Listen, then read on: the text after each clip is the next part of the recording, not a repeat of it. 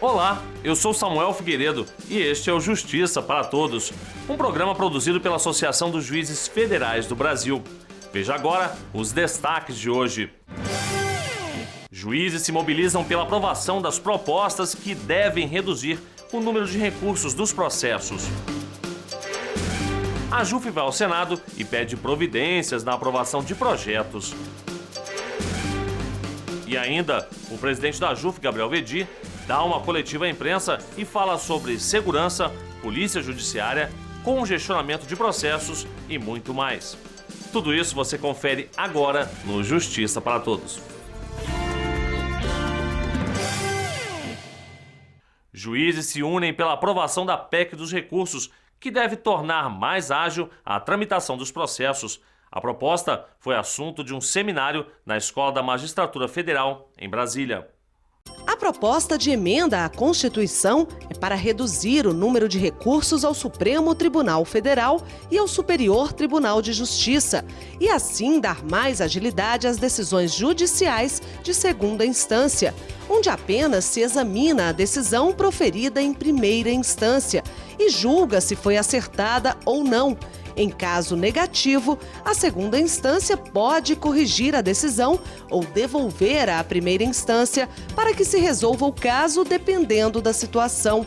Segundo dados do STF, nos últimos 2 anos e meio, foram autuados 133.754 recursos apenas na esfera civil, ou seja, que tratam do dia a dia das pessoas, das relações privadas cotidianas, como família, consumidor e comercial, sendo que 53.189 foram devolvidos pela Presidência do Supremo por inviabilidade, o que representa 40% do total. Isso porque estes processos não deveriam ser analisados pela instância suprema, e sim pela estadual ou superior. E dos 80.565 recursos que foram distribuídos, 75.315 tiveram provimento negado, quer dizer, ficou mantida a decisão da instância anterior. Em somente 4% do total de recursos, houve mudança de entendimento, quantidade muito pequena, mas que implica um grande gasto com tempo e dinheiro. Um exemplo do que seria a PEC dos recursos na prática é o caso do jornalista Pimenta Neves. Assassino confesso da também jornalista Sandra Gomide, os advogados dele conseguiram prolongar a tramitação do processo por mais de uma década. Apesar da condenação sair em 2006, 6 anos após o crime, Pimenta Neves só foi preso este ano, depois de entrar com uma série de recursos. O último foi negado pelo Supremo Tribunal Federal no fim de maio. Se a PEC dos recursos já estivesse valendo, a condenação de Pimenta Neves teria uma redução de pelo menos 2/3 no tempo de tramitação. A PEC dos recursos está em tramitação no Congresso Nacional. Aprovado em segundo turno este mês no Senado, o texto segue agora para votação na Câmara dos Deputados e é possível que saia do papel ainda este ano.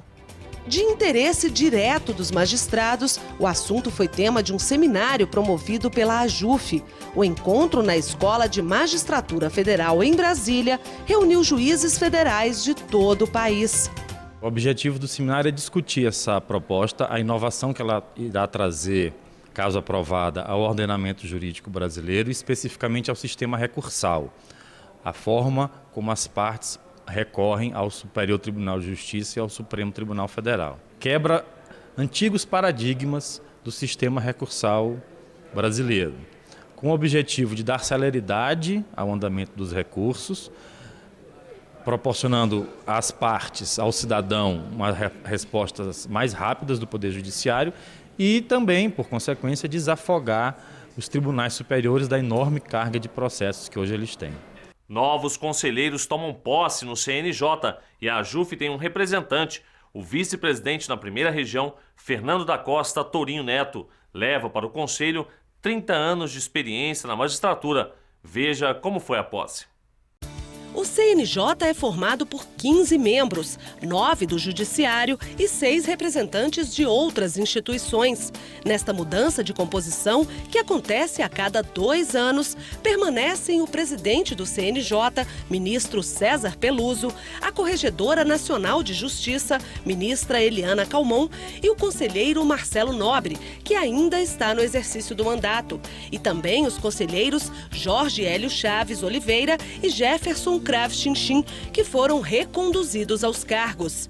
Antes de mais nada, o Conselho Nacional de Justiça foi criado para ser um conselho definitivo na justiça brasileira, para traçar novos rumos do ponto de vista estratégico, para dizer que a magistratura tem de ser garantida em sua integralidade, porque a possibilidade do judiciário se afirmar só existe a partir do momento que os magistrados sejam valorizados, porque uma magistratura sem magistrados valorizados é uma magistratura inexistente.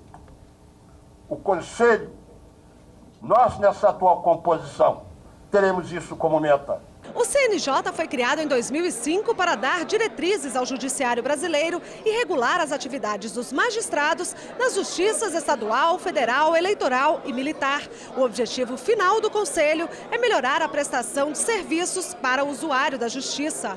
Os novos integrantes do Conselho foram sabatinados e aprovados pela Comissão de Constituição e Justiça do Senado Federal, antes de terem seus nomes aprovados pelo plenário da Casa.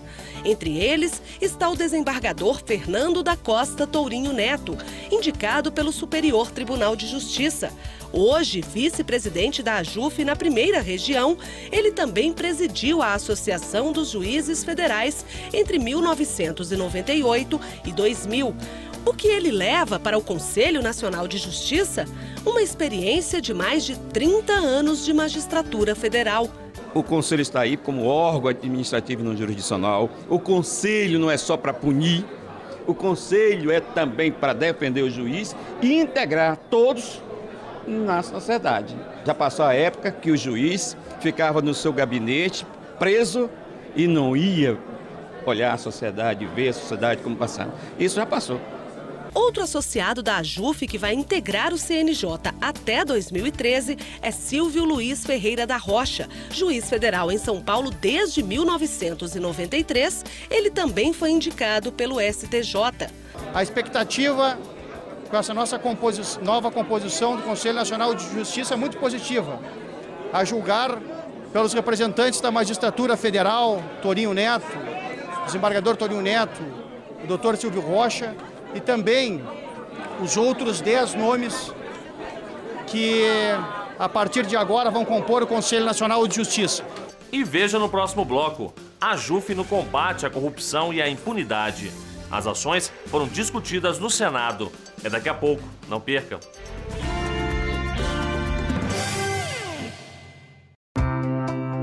Esta é uma pequena fábrica de peças para máquinas industriais. Se é pequena empresa, tem crédito na Caixa. As peças são utilizadas nesta indústria que produz laços de cabo de aço. Se é média empresa, tem crédito na Caixa. Os laços estão nas plataformas de uma das maiores empresas de energia do mundo. E se é grande empresa, também tem crédito na Caixa. Crédito Caixa Empresa, para empresas de todos os tamanhos.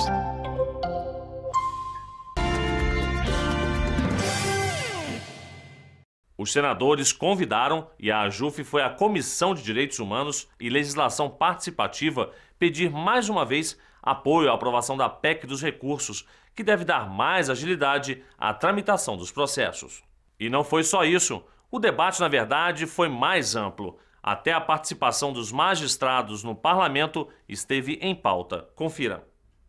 Ações para combater a corrupção e a impunidade foram tema do debate. A audiência pública na Comissão de Direitos Humanos e Legislação Participativa do Senado reuniu diversas entidades que dividem o mesmo propósito: encontrar soluções para a questão. Uma das sugestões defendidas pelo presidente da AJUF, que participou da mesa de debate, foi a ampliação da discussão sobre a eleição de membros da magistratura e do Ministério Público para o parlamento. No Brasil, hoje, apenas o presidiário, porque está preso, o representante do Ministério Público e o magistrado não podem concorrer a cargo eletivo. Ou seja, o juiz e o promotor só têm cidadania ativa, podem votar, não têm cidadania passiva, não podem receber o voto. Enquanto 14 dos membros da Corte Constitucional Alemã têm ficha partidária. Está aqui o senador Pedro Tax, representante do Ministério Público, tem realizado um brilhante trabalho no Senado da República, é um representante do Ministério Público. Teve que pedir exoneração, como também o meu antecessor na JUF, o deputado Flávio Dino, ocupa hoje o cargo que ele já ocupou, presidente da JUF, o Flávio Dino também, o deputado Flávio Dino, teve que pedir exoneração do cargo para concorrer a cargo eletivo. E vão dizer que o juiz vai perder a independência, ou pode fazer proselitismo, ou política, ou populismo, mas na realidade não. Se cria simples regras de impedimento para não julgar questões eleitorais e matérias atinentes à área, que um juiz pode sim dar contribuição aqui como cidadão do povo. Qual é que são os prós e os contras disso? Agora, com regras de impedimento, seria bastante possível para elevar, qualificar o debate, trazer uma visão diferente para dentro dessa casa, uma visão crítica. Talvez seja importante, até juízes e promotores dentro dos partidos políticos, até para que entendam também melhor a engrenagem partidária. A maior valorização da magistratura e do Ministério Público com a aprovação do PL3, que cria a Polícia Judiciária e o órgão colegiado de juízes para julgar o crime organizado e o narcotráfico internacional, também fez parte do discurso do presidente da AJUF, assim como a necessidade de aprovar o quanto antes a PEC dos recursos. Como a PEC dos recursos, quando o juiz federal condena, que foi apresentada pelo ministro Peluso, seria interessante que o preso já começasse a cumprir a pena com a sentença de 2º grau, porque na instância superior só se discute direito, mas não o fato. O fato já está consumado, a autoria e a materialidade do crime já estão verificadas. E aí não ocorre com que os acusados de corrupção se beneficiem da prescrição, porque o que se vê muitas vezes é que o juiz condena no 1º grau e chega lá no Supremo e ele é absolvido. O juiz bota na cadeia e chega lá. Quem prendeu, por exemplo, o Rocha Matos, quem prendeu o juiz lá foram os juízes. Fomos nós que prendemos. Agora, o sistema legislativo tem que auxiliar, permitir com que esses bandidos que roubam patrimônio público não fiquem soltos. A audiência pública foi uma iniciativa do senador Pedro Simon, principal incentivador do movimento contra a corrupção iniciado no Senado. Todas deram a sua contribuição, todas mostraram o seu entusiasmo e todas entenderam que nós estamos vivendo um momento muito especial. Um momento muito especial porque a presidente da República está adotando uma posição ao contrário de seus antecessores. Está demitindo pessoas que cometem qualquer tipo de ilícito. E está decidindo que nomeações ela fará de pessoas que possam ter indicação política, mas que têm qualificação ética, moral, biografia e competência para desempenhar o cargo. Entre as propostas que surgiram durante as mais de 4 horas de debate está a sugestão de criar uma comissão no Congresso para reunir e votar com rapidez matérias de combate à corrupção, financiamento público de campanhas, reconhecimento público da lei da ficha limpa, revisão do processo orçamentário, bloqueio de bens dos acusados de corrupção e redução dos cargos comissionados. Financiamento público de campanha, que eles acham que um dos instrumentos de corrupção da vida pública brasileira é a chamada Caixa 2, é o financiamento público de campanha, ainda com doações secretas. Pelo outro lado, mais estrutura para os órgãos de fiscalização de todo o dinheiro público e punição severa para todo aquele que se apropriar do dinheiro público. E agora nós vamos continuar debatendo com o Senado, com as entidades da sociedade civil, para combater a corrupção e a impunidade no nosso país, que é uma exigência do povo brasileiro. O presidente da AJUF, Gabriel Veddi, falou à imprensa sobre a criação da Polícia Judiciária. Criticou a proposta de criar a Força de Segurança sem porte de armas e também a ausência de proteção aos juízes em situação de risco. Confira agora os destaques da entrevista.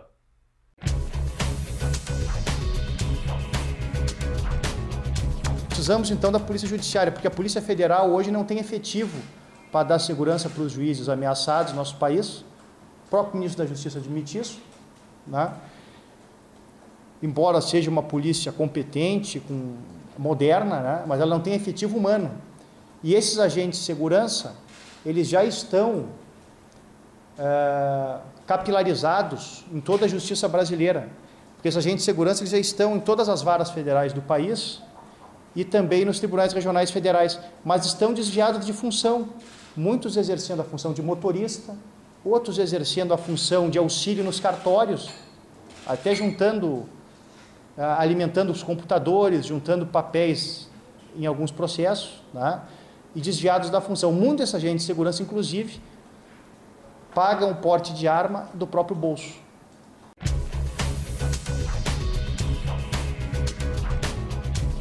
O senador Romero Jucá apresentou emenda ao PL 13 de 2010 para criar a Polícia Judiciária sem porte de arma. Isso é uma piada. Nós tivemos uma polícia judiciária sem armamento, desarmada, né? Vocês imaginam só o que pode acontecer enquanto o crime organizado que ataca os magistrados, que ameaça os magistrados, tem um armamento superior ao do Exército.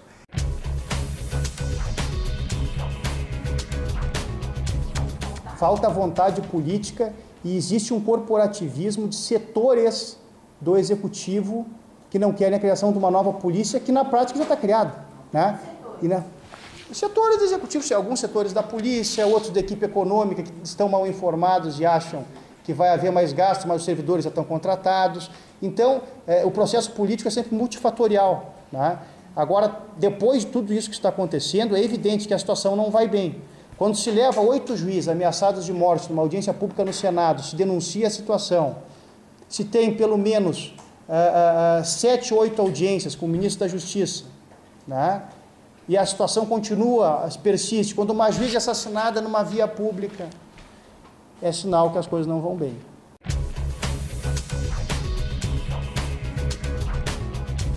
Era uma juíza exemplar. E quando a gente vê que isso aí não é um fato isolado, no último ano e meio, pelo menos 30 juízes federais pediram proteção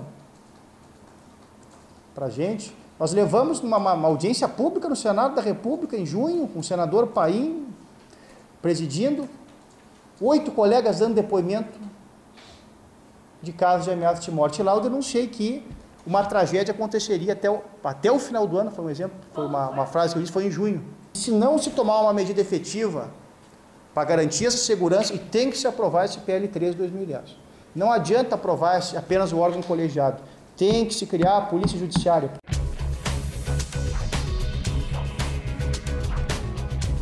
Entidades que compõem a Magistratura Nacional e o Ministério Público estão já mobilizados para esse dia 21 de setembro.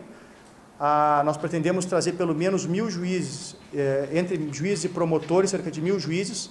A ideia é fazermos este ato no Congresso Nacional, entregarmos um documento ao presidente da Câmara e do Senado. Depois, nós vamos caminhar até o Supremo Tribunal Federal para fazer o mesmo junto ao chefe do Executivo do Poder Judiciário. No próximo bloco, não perca a continuação da coletiva do presidente da JUF, que fez um balanço sobre a situação dos juizados especiais federais e dos tribunais regionais federais. É daqui a pouco, logo depois do intervalo. Até já!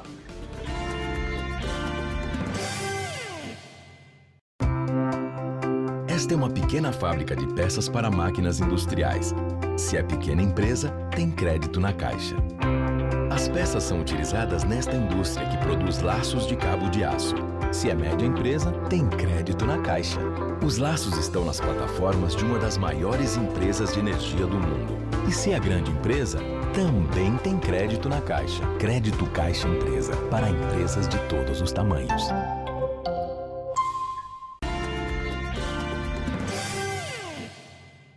Na segunda e última parte da entrevista coletiva de Gabriel Veddi, o presidente da JUF faz um alerta sobre o congestionamento de processos na Justiça Federal e a real situação dos juizados e tribunais regionais federais. Veja agora o que ele disse.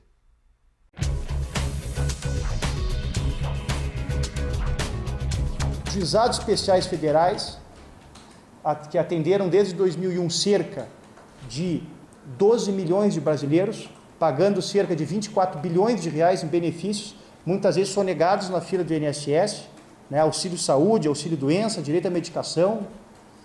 E esses juizados especiais federais hoje não têm estrutura, eles estão completamente sucateados. Isso porque quem julga os recursos dos juizados especiais federais são os juízes, que cumulam a sua vara de origem, a vara que atuam na origem, com o exercício do cargo nessas turmas. Eles não trabalham exclusivamente e acaba gerando um congestionamento nessas turmas. E os juizados especiais federais são aqueles juizados que atendem um aposentado, aquela pessoa que precisa de medicamento, aquelas pessoas de mais baixa renda que litigam em processo com um valor de até 60 salários mínimos.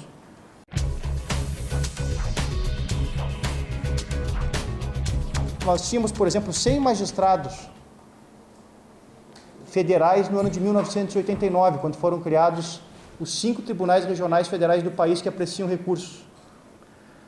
A estrutura dos 5 tribunais regionais federais do nosso país se manteve a mesma. Só que nós aumentamos de 100 juízes, hoje nós somos cerca de 1.800 juízes no primeiro grau. Só que a estrutura de segundo grau é a mesma de 21 anos atrás. Enquanto a expansão demográfica da população brasileira, nós aumentamos de 89 para cá, né, de 130 milhões de brasileiros para 200 milhões praticamente. Tá? Então nós precisamos, na realidade, ampliar esses 5 TRFs, criar mais cargos de desembargadores, e esse é um anteprojeto que está no Conselho da Justiça Federal.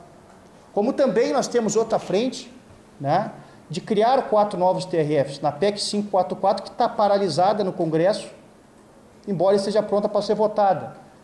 Imaginem os senhores aqui que não tem, por exemplo, um Tribunal Regional Federal em Minas Gerais. Aquele cidadão que está lá no Amazonas, o advogado entra com recurso lá, o cidadão tem que vir apreciar o julgamento do seu processo aqui em Brasília. Tem um tribunal apenas regional federal para 14 estados da federação na primeira região. Minas Gerais, que tem a segunda maior distribuição de processos do país, não tem tribunal. O Paraná não tem tribunal. O Amazonas, por onde entra todo o narcotráfico internacional, todo o narcotráfico internacional entra pelo Amazonas, a grande maioria do narcotráfico internacional, não tem tribunal na Amazônia, que é uma zona de segurança nacional, onde tem riquezas naturais importantíssimas. É necessário fazer a presença do Estado lá. Não pode virar aquela região da Amazônia uma terra de ninguém, sem o Judiciário Federal lá presente. É uma questão de segurança nacional, de proteção também ao meio ambiente, que tem sido devastado. Tá? E também não tem, por exemplo, na PEC 544 nós lutamos pela criação de um tribunal no Paraná, em Minas Gerais, no Amazonas e na Bahia. Está pronto para ser votado. Por que não se vota?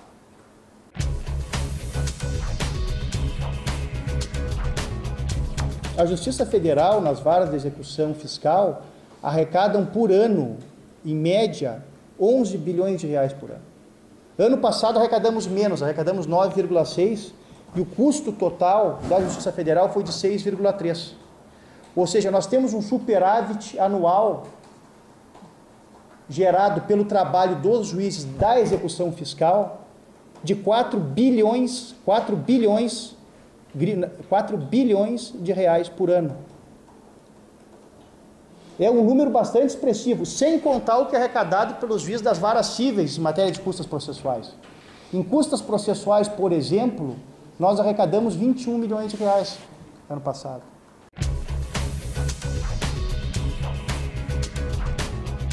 Os dados do CNJ demonstram que há um congestionamento no segundo grau da Justiça Federal. Os dados estão demonstrando uma taxa de congestionamento. A estrutura dos nossos tribunais é uma estrutura de 21 anos atrás, tribunais federais. E os processos trancam. E quem paga com isso é o cidadão brasileiro que precisa de uma justiça mais rápida. E o Justiça para Todos de hoje vai ficando por aqui. Obrigado pela atenção e até o nosso próximo encontro.